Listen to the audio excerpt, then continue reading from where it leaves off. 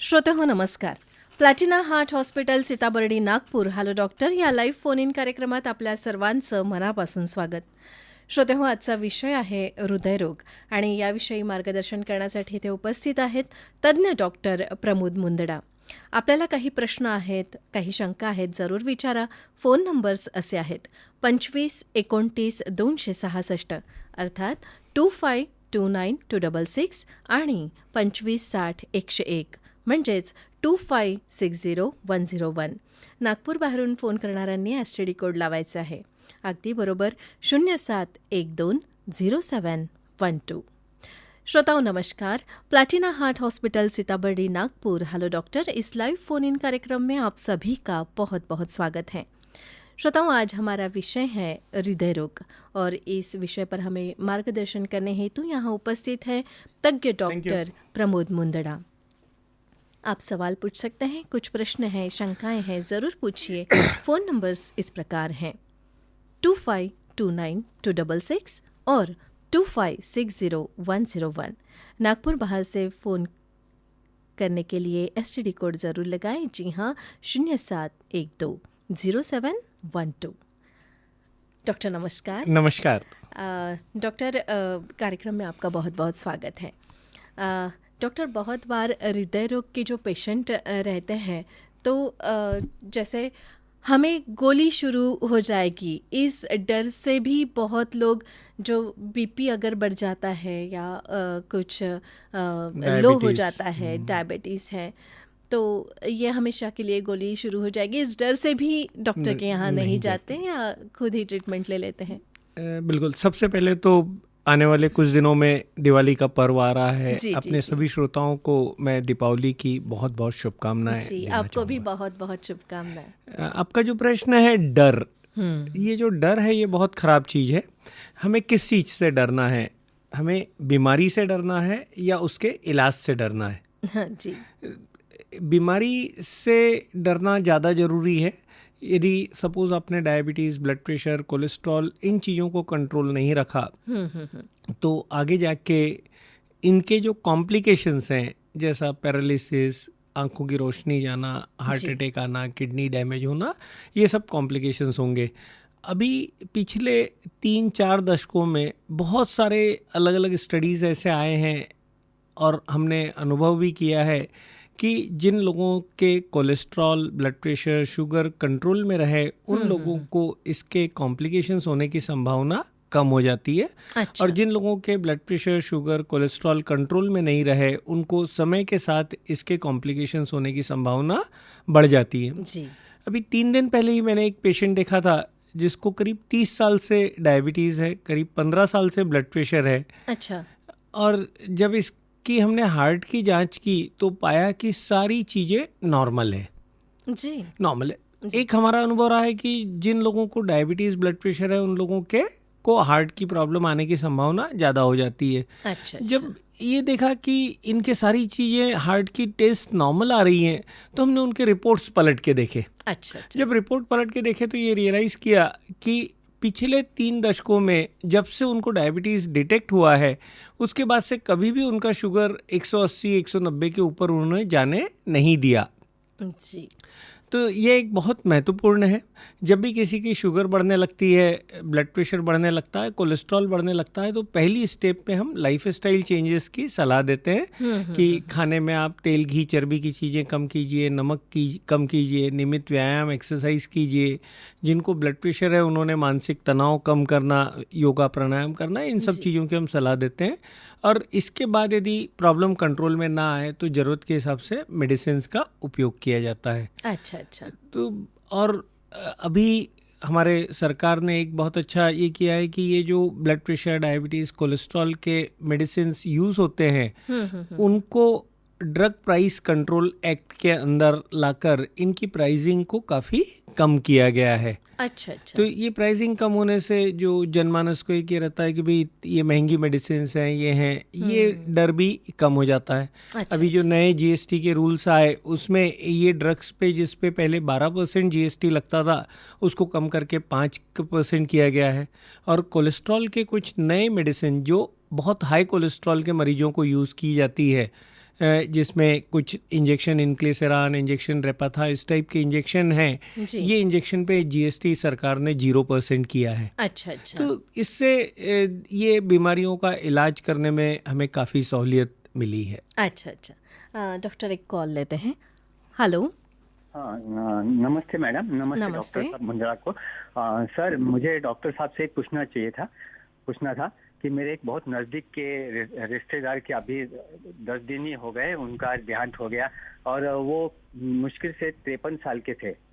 जी। हाँ सर, और मुझे सर पूछना था कि उनको थोड़ा ये दमा का शिकायत थी, क्योंकि वो इंसेक्टिसाइड पेस्टिसाइड में काम करते थे, तो उनको थोड़ी वो लैब में तकलीफ होती थी।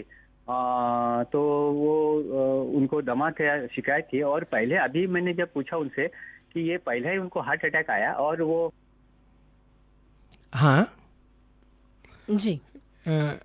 इनकी शायद आवाज़ कट गई है, लेकिन जितना मैं समझ पाया कि दमे के मरीज़ थे, इंसेक्टिसाइड्स को एक्सपोजर था, दमे के मरीज़ थे और उसके बाद में उन्हें सडन हार्ट अटैक आया।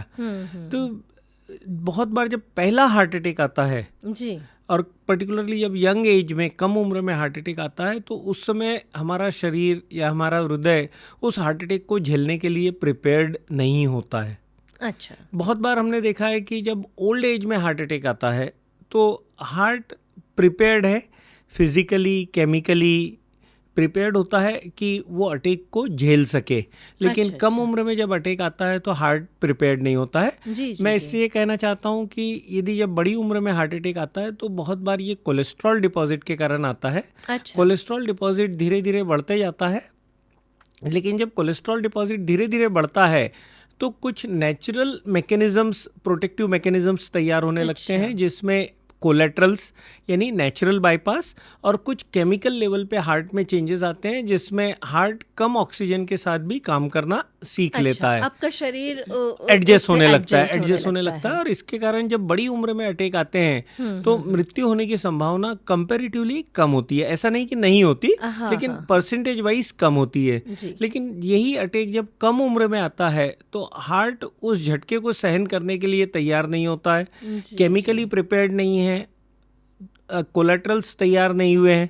और यंग एज में आने वाले हार्ट अटैक बहुत बार सडन होते हैं कि कोलेस्ट्रॉल डिपॉजिट जहाँ पर चालू हुआ है वहाँ पे तड़कन आ जाए और उसके कारण वहाँ पर क्लॉटिंग होकर हार्ट अटैक आता है। जी। तो हार्ट उसके लिए प्रिपेयर्ड नहीं है, इसलिए तो sudden इसके death लिए हो जाती है। हार्ट जैसे जिस समय वो आर्टरी ब्लॉक हुई उस समय हार्ट की बीटिंग अनियमित हो जाती है, एकदम तेज या एकदम धीरे, जी। और मृत्यु होने का डर बढ़ जाता है। अच्छा, जबकि ओल्ड एज में जो अटैक आते हैं उसमें ये प्रोसेस ग्रेजुअल होती है, तो उसके कारण हार्ट उसके लिए ग्रेजुअली अपने आप को प्रिपेयर करके रखता है। अच्छा अच्छा। डॉक्टर एक कॉल लेते हैं। हेलो। हॅलो. हेलो। हाँ नमस्कार। हा नमस्कार. मी मारडीकर बोलतोय. बोलिए। एक्चुअली 2 साल पहले मेरे मिसेज को हार्ट में काफी तकलीफ हुई, काफी पेन हुआ, जी। हाँ और बाद में हमने फिर वो डॉक्टर के यहाँ गए थे, ये अवंती हार्ट हॉस्पिटल है ना हाँ धनतोली में, वहाँ पे दिखाए उनको। अभी क्या और तकलीफ है बाद- उनको? हाँ। बाद में पूरा सुन लीजिए, बाद हाँ। में उनकी फिर इको टेस्ट हुई, पहले वो एक ब्लड टेस्ट हुई, वो सब नॉर्मल आई। हाँ। और फिर डॉक्टर बोले कि एक बार एंजियोग्राफी करेंगे, हाँ और एंजियोग्राफी भी हुई। और बाद में एंजियोग्राफी होने के बाद उन्होंने बताया कि ये उनका हार्ट में कुछ ये है, यानी नॉर्मल है इनका हार्ट, और हाँ आगे में कुछ करने की जरूरत नहीं है, यानी ब्लॉकेजेस कुछ नहीं है। बराबर है। तो ऐसी केस ये कैसी क्या है? और उन्होंने फिर हमको बताया कि इनका जो पहला जो निकालते ना ग्राफ, हाँ हाँ, वो सब निकाला हुआ, वो सब फाइल उन्होंने बोला कि ये प्रिजर्व करके रखो, ताकि आगे में अगर किसी डॉक्टर को दिखाना पड़ा तो ये सब बताना और उनको बताना कि ये इनका नॉर्मल प्रॉब्लम है करके। ठीक है। ये केस कैसी क्या है, हाँ। ये इसमें थोड़ा सा आप बता बिल्कुल। सकते हैं? बहुत अच्छा प्रश्न है आपका। ये जो प्रॉब्लम है मिनोका बोलते हैं इसको। मिनोका मतलब myocardial infarction in non obstructive coronary artery disease, कि ज़्यादा ब्लॉकेज रहे बिगर हार्ट अटैक आना। अच्छा। ज़्यादा हार्ट ब्लॉकेज रहे बगैर हार्ट अटैक आना, यदि हम नॉर्मल केसेस देखेंगे तो इसमें ये संभावना बहुत कम होती है, लेकिन हम कुछ रेयर केसेस देखते हैं जहाँ पे हम देखते हैं कि हार्ट अटैक के जैसे चेंजेस ईसीजी में दिखते हैं।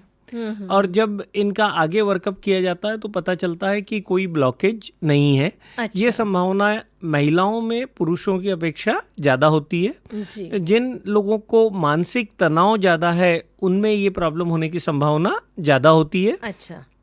कभी कभी हार्ट की मांसपेशियों में सूजन रहने के कारण हार्ट की ऑक्सीजन रिक्वायरमेंट बढ़ जाती है, जो नॉर्मल आर्टरीज भी उतना सप्लाई नहीं कर पाती हैं, उसके कारण इस प्रकार की तकलीफ होती है। कभी कभी मायोकार्डियल ब्रीजिंग बोलते हैं, जिसमें हार्ट की जो नसें रहती है वो नॉर्मली हार्ट के सरफेस के ऊपर चलनी चाहिए, वो हार्ट के सरफेस पे ना जाके हार्ट के मसल्स के बीच में से जाती हैं, और जिस समय हार्ट कॉन्ट्रैक्ट होता है उस समय वो दबने लगती हैं। इसके कारण भी ये परेशानी हो सकती है। और एक है स्ट्रेस कार्डियोमायोपैथी, जिसे हम टाकात्सुबो डिजीज के नाम से जानते हैं। इसमें क्या होता है कि कभी कोई बहुत ज़्यादा मानसिक तनाव किसी को आ जाए, जैसा सपोज किसी के घर में कोई एक्सीडेंट हो गया या कोई सडन डेथ हो गई, या कोई बहुत आर्थिक परेशानी आ गई, और उसमें सडन स्पाज्म के कारण, मसल में स्पाज्म के आर्टरीज में स्पाज्म के कारण हार्ट अटैक जैसी परिस्थिति क्रिएट हो जाती है, या इवन हार्ट अटैक भी आ जाता है। लेकिन जब उनका हम एंजियोग्राफी करते हैं तो देखते हैं कि एंजियोग्राफी एकदम नॉर्मल है। अच्छा। तो ये एक अलग प्रकार की परिस्थिति है जो अत्यधिक टेंशन के कारण तैयार होती है। तो बहुत बार जब हम देखते हैं कि जिन महिलाओं को या जिन लोगों को हार्ट अटैक आया है लेकिन एंजियोग्राफी नॉर्मल है, जब हम उनके बैकग्राउंड में जाने की कोशिश करते हैं या उनसे डिटेल बात करते हैं तो पता चलता है कि उन्हें कोई ना कोई कारण से मानसिक तनाव था, जिसको समय पे एड्रेस नहीं हो सका, या वो तनाव इस प्रकार का था कि जिसके लिए कोई सोल्यूशन नहीं है। और इस तरीके की स्थिति में नॉर्मल एंजियोग्राफी होने के बाद भी हार्ट अटैक आने की संभावना रहती है। अच्छा। डॉक्टर, लेकिन जब सब नॉर्मल है तो इस केस में ट्रीटमेंट क्या की जाती है? बराबर, बिल्कुल। इसके बारे में हम बात करेंगे। कॉल पहले लेते हैं। हेलो। हा मॅडम, नमस्कार. नमस्कार. माझा प्रश्न सरांना असा आहे की हॅलो, हा विचारा प्रश्न. हेलो. ठीक, इनका फ़ोन शायद कट गया है। तो नॉर्मल कोरोनरी आर्टरीज रहते हुए जब ब्लॉक आता है तो कभी ये एकदम नॉर्मल होती हैं, कभी वहाँ पे कुछ माइनर ब्लॉकेज होते हैं जिसमें तड़कन रहती है, और वो तड़कन के कारण क्लॉट प्लेटलेट डिपॉजिट होके, फाइब्रिन डिपॉजिट होके माइनर हार्ट अटैक आके निकल गया। बाद में एंजियोग्राफी नॉर्मल है। और कुछ केसेस रहते हैं जहाँ पे आर्टरीज हार्ट के बीच में दबी हुई हैं। तो क्या प्रकार है उसके ऊपर से उसका ट्रीटमेंट डिपेंड करता है। जी। यदि ब्रीजिंग है, इसका मतलब है कि आर्टरी हार्ट के बीच, मसल्स के बीच में से जा रही है, तो कुछ बीटा ब्लॉकर ग्रुप के ड्रग दे के हार्ट की कॉन्ट्रैक्टिलिटी को थोड़ा स्लो करना पड़ता है। यदि अंदर में तड़कन दिख रही है तो कुछ ब्लड क्लॉट प्रिवेंट करने के जो मेडिसिन रहते हैं वो, और स्टैटिन ग्रुप के मेडिसिन, और उसके साथ में वेसोडाइलेटर्स देने की जरूरत होती है। यदि कहीं कोई कारण नहीं है और सिर्फ स्पाज्म के कारण है तो मसल में स्पाज्म कम, आर्टरीज में स्पाज्म कम करने वाली जो दवाइयाँ रहती है, जैसा नाइट्रेट ग्रुप के ड्रग हैं, निकोरेंडिल नाम की एक मेडिसिन है वो, या डेल्टियाजिम नाम की मेडिसिन है, इनका उपयोग किया जाता है। और सबसे पहले उनका पेशेंट का स्ट्रेस किस तरीके से हम कम कर सकते हैं इसकी ओर ध्यान दिया जाता है। डॉक्टर, एक कॉल लेते हैं. हॅलो. हाँ मॅडम, नमस्ते. नमस्ते. मी श्याम देशमुख बोलतोय नागपूरवरून. हाँ श्यामजी, विचारा. मला प्रश्न असा होता की माझा जो डावा शोल्डर आहे आणि डाव्या शोल्डर मध्ये बॅक साइड आणि चेस्ट इथं बरेच वेळाचा पेन जाणवतो, आणि डावा हात जो आहे तर त्याच्यामध्ये पेन असतो, बोटांना झिंजिण्या असतात, म्हणजे as compare to right shoulder. उजव्या हातात तो प्रॉब्लेम नाही आहे, पण डाव्या भागात नेहमी पेन असतो. त्याचा काही म्हणजे हार्टची. आणि आपण मान हलवलं, मान वरती खाली केली तर त्रास होते का? वरती खाली डाव्या उजव्या बाजूला केली तर काही त्रास होते का? नाही, तसा मी म्हणजे ते क्रॉस चेकिंग केलं स्वतःला. हा, की याचा काही असेल का, म्हणजे डिझीनेस किंवा चक्कर वगैरे काही नाहीये. आणि लेफ्ट शोल्डर आपण वरती खाली केलं तर त्रास होते का? किंवा करून बघा आता. नाही, आता मी करूनच राहिलोय, तसा काही त्रास नाही. ऍक्च्युअली मी आहे म्हणजे ऍथलेटिक बॉडी आहे माझी. हां. तसा बाकी हे प्रॉब्लेम्स नाही आहेत, पण आणि आणि हा जे लेफ्ट शोल्डरचा पेन आहे ते तुम्ही चाललं किंवा काही मेहनतीचं काम केलं त्यावेळी वाढते का? काही असं सीडी चढत आहे? कधी पण असं उफाळल्यासारखं दुखणं एखाद्या वेळेस उफाळून येतं ना. हा. येत होते, म्हणजे आता त्याचं काही मेहनतीशी किंवा याच्याशी काही संबंध नाही. ज्याप्रमाणे आपण सांगत आहे हा प्रॉब्लेम हार्टची व्हायची शक्यता खूप कमी आहे. हार्टचे जे पेन असते ते लेफ्ट शोल्डरला होऊ शकते, पण हा लेफ्ट शोल्डरला होणारा पेन ज्यावेळी आपण चालतो किंवा काही मेहनत करतो त्यावेळी वाढते आणि ज्यावेळी आपण आराम करतो त्यावेळी कमी होते. शोल्डरच्या खाली म्हणजे चेस्ट. हा, चेस्टच्या वरती भागला, चेस्टच्या वरच्या भागला आणि तिथे दाबून बघा. तिथे दाबून जिथे ज्या ठिकाणी दुखते त्या ठिकाणी दाबून बघा. काही त्रास वाढते का? नाही, स्वेलिंग आहे. पण स्वेलिंग आहे. ज्याप्रमाणे आपण सांगत आहे हा मांसपेशींचा प्रॉब्लेम व्हायची शक्यता जास्त वाटते. तरी पण लेफ्ट शोल्डरला प्रॉब्लेम आहे तर काही रिस्क न घेता आपले जवळचे जे डॉक्टर असेल त्यांना भेटून कमीत कमी ECG करून घ्या आणि गरज असेल तर इको ट्रेडमिल करून आपल्याला खात्री करता येते की हा प्रॉब्लेम हार्टमुळे आहे की नाही. पण ज्याप्रमाणे आपण हे सांगितलेलं आहे असं वाटते की हा प्रॉब्लेम हार्टमुळे नाही. ECG केलेला आहे मी 2-3 वेळा. हा, ECG काय चेंजेस? नॉर्मल. आणि TMT केलं का? नाही, TMT नाही केलं. TMT म्हणजे स्ट्रेस टेस्ट? नाही, स्ट्रेस टेस्ट नाही केली, ट्रेडमिल टेस्ट नाही केली. हा, तर एकदा दम लागतो. ऍक्च्युअली मी स्मोकिंग करतो, ड्रिंकिंग करतो, पण असा थोडासा दम लागतं. तर मी तुम्हाला सल्ला देणार की एकदा कमीत कमी इको आणि ट्रेडमिल आपले जे जवळचे कार्डिओलॉजिस्ट किंवा जवळचे डॉक्टर असेल त्यांना भेटून कमीत कमी इको, ट्रेडमिल आणि छातीच्या एक्सरे हे 3 गोष्टी करून घ्या. आपण सांगितलेलं की स्मोकिंग करतात. स्मोकिंग करणाऱ्या पेशंटमध्ये एखाद वेळ लंगमध्ये काही गांठ वगैरे येऊ शकते. त्या ठिकाणी पेनकॉस ट्युमर म्हणतो आपण. तिथे गांठ आली तर या प्रकारचं दुखणं होऊ शकते. तर कमीत कमी जे मी टेस्ट आपल्याला गरज आहे एक्सरे, चेस्ट, इको आणि TMT हे 3 गोष्टी आपल्याला करायला पाहिजे. Okay sir, okay, thank you. Doctor, जैसे हम बात कर रहे थे कि अभी जो महिलाओं में स्ट्रेस का प्रमाण रहता है और मेनोपॉज के दौरान खासकर परिस्थिति थोड़ी सी बदल जाती है.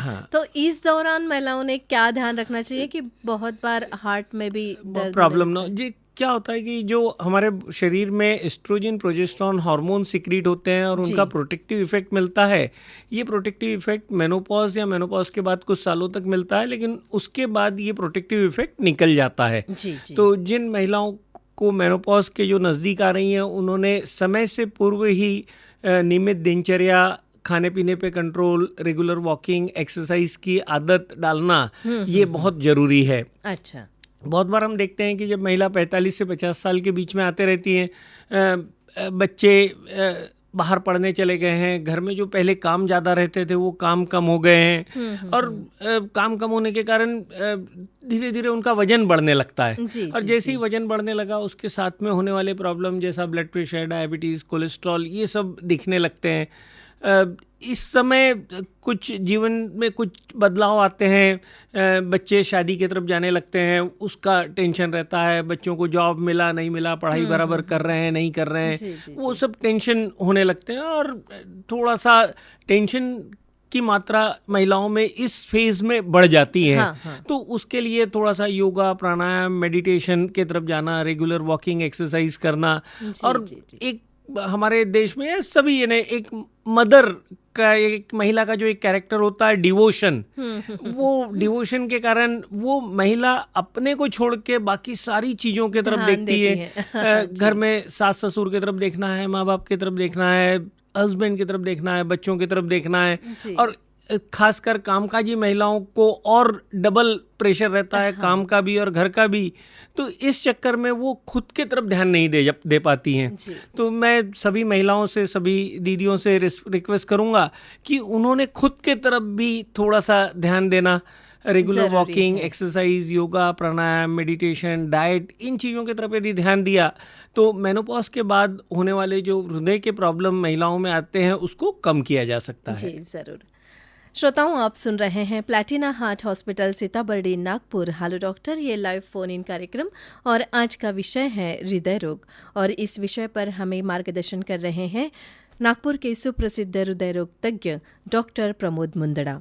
आप प्रश्न पूछ सकते हैं, कुछ सवाल है ज़रूर पूछिए।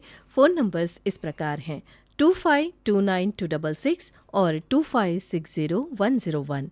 नागपुर बाहर से फ़ोन करने वाले जो श्रोता हैं उन्होंने STD कोड ज़रूर लगाना है 07120712।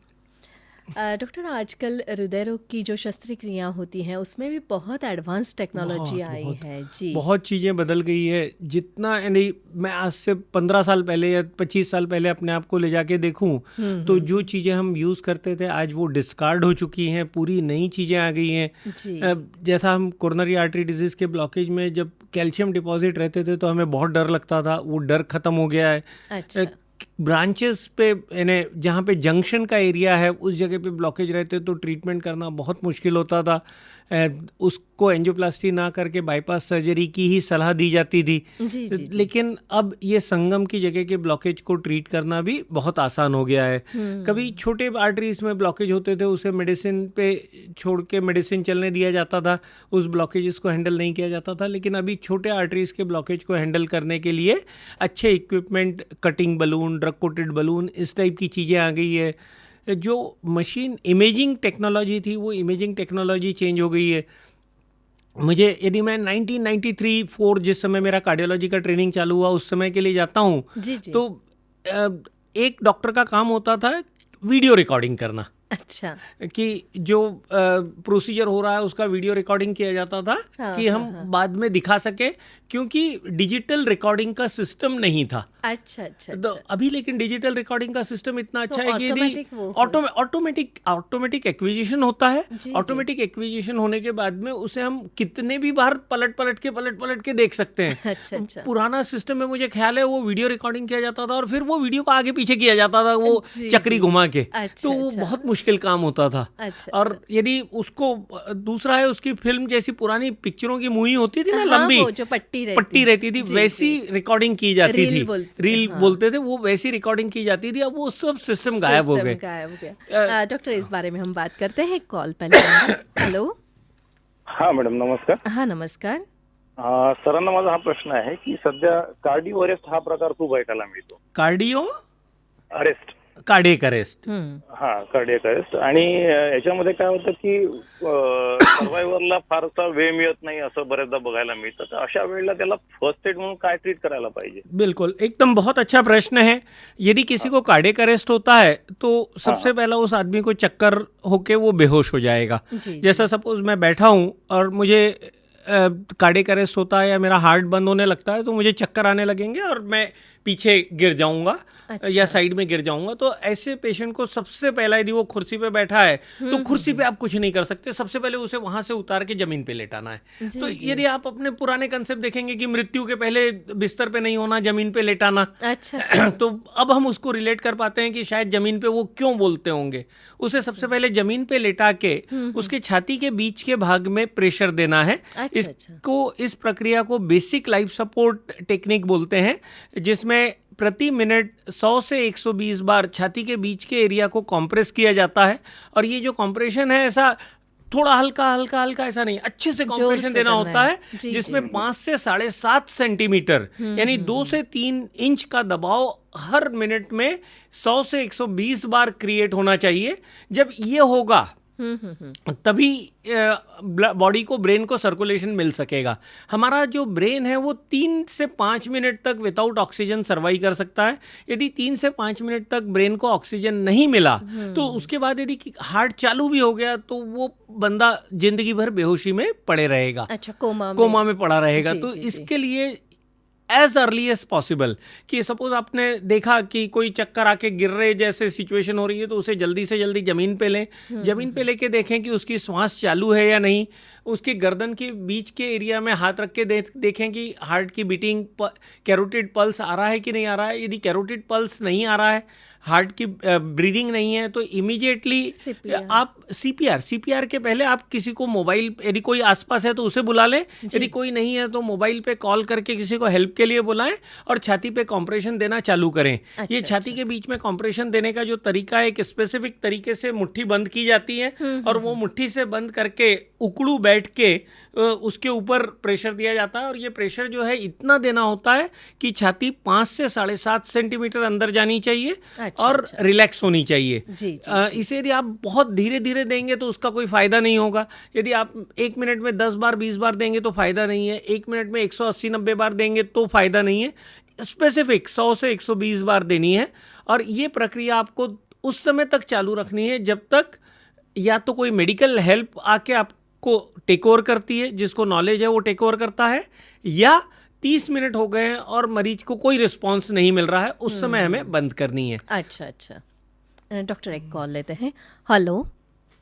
हाँ मॅडम, मी अश्विनी बोलते नागपूरहून. हाँ बोला अश्विनी, विचारा प्रश्न. माझं HDL 40 आहे आणि LDL 157 आहे. बरं.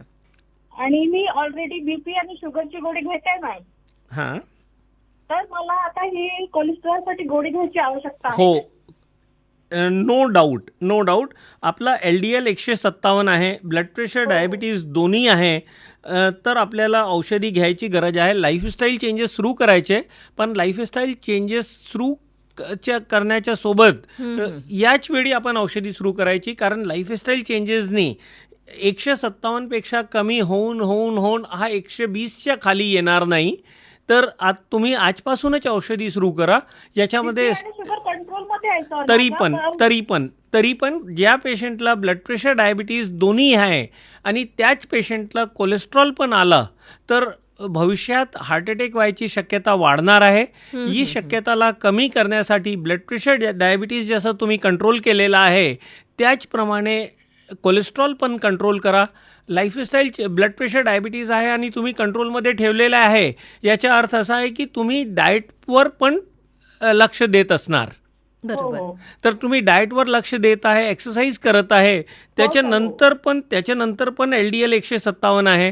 तर न विचार करता आजपासून तुम्ही स्टॅटिन नावाचे जे मेडिसिन आहे ते सुरू करा. याच्यामध्ये ॲटोर्वास्टॅटिन 40 मिलीग्राम किंवा रोझवास्टॅटिन 20 मिलीग्राम ही औषधी तुमचे जे डॉक्टर आहे त्यांना भेटून कोणती औषधी घ्यायची, काय करायचं हे त्यांना सल्ला करून ही औषधी आजपासून सुरू करा. उद्याची वेळ बघायची नाही. आणि 120 आले समजा तर मग गोळी बंद करायची. 120 नाही, गोळी बंद नाही करायची. तुमच्या टार्गेट 70 आहे, तुमच्या टार्गेट 120 नाही आहे. तुम्ही पूर्ण 100% डाएट कंट्रोल केलं तर कमी होऊन हा 120-125 पर्यंत येईल. आणि औषधी घेऊन याला आपल्याला 70 पेक्षा खाली पाहिजे. नॉर्मल जे पेशंट असतात ज्यांना काही त्रास नाही, फक्त कोलेस्ट्रॉल आहे, ब्लड प्रेशर डायबिटीज हार्टचा त्रास नाही, त्यांना आम्ही टार्गेट 100चे देतो, 100 पेक्षा कमी पाहिजे. पण ज्यांना ब्लड प्रेशर डायबिटीज आहे आणि कोलेस्ट्रॉल वाढलेला आहे किंवा हार्ट अटॅक आलेला आहे आणि कोलेस्ट्रॉल वाढलेला आहे, या पेशंटमध्ये आमचे टार्गेट 70 पेक्षा कमी पाहिजे. जी.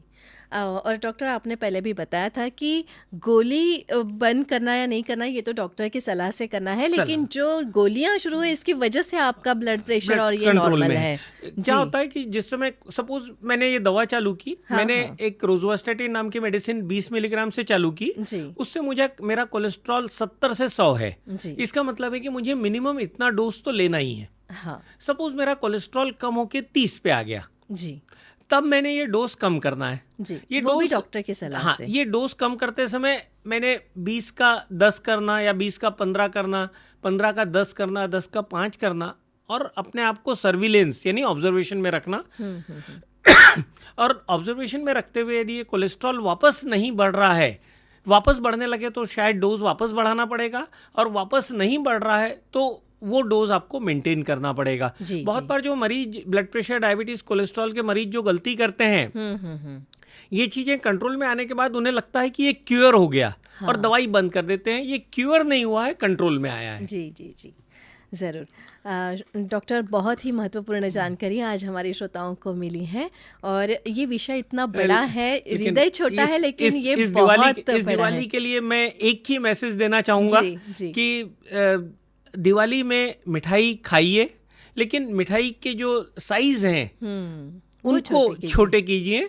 इस दिवाली का पर्व है, यदि हमने मिठाई नहीं खाई, नमकीन नहीं खाया, तो ये पर्व पूरा नहीं हो सकता है। लेकिन हमें अपनी शरीर में प्रेजेंट बीमारियों के हिसाब से जो पोर्शन साइज हैं मिठाइयों के, वो थोड़े से कम करने चाहिए कि ये जो मिठाई हमने दिवाली के समय खाई, बाद में पता चला कि हमारा ब्लड शुगर बहुत बढ़ गया है या कोलेस्ट्रॉल बहुत बढ़ गया है, ये ना होने दें। जी ज़रूर, और ये सलाह ज़रूर हमारे श्रोता ध्यान में रखेंगे। डॉक्टर आपके बहुत बहुत आभार। श्रोताओं, आप सुन रहे थे Platina heart hospital Sitabardi Nagpur hello doctor, ये लाइव फोन इन कार्यक्रम, और आज का विषय था हृदय रोग, और इस विषय पर हमें मार्गदर्शन किया नागपुर के सुप्रसिद्ध हृदय रोग तज्ञ डॉक्टर प्रमोद मुंदड़ा ने। और इस कार्यक्रम के लिए तकनीकी सहायक थे रंजना बारापात्रे और विजय वैद्य, तथा निर्मिती सहायक थे अतुल साखरकर, और कार्यक्रम के प्रस्तुतकर्ता थे सचिन लाडोले। तो श्रोताओं, हमें दीजिए इजाज़त। डॉक्टर प्रमोद मुंदड़ा के साथ मैं आपसे इजाज़त चाहती हूँ। नमस्कार।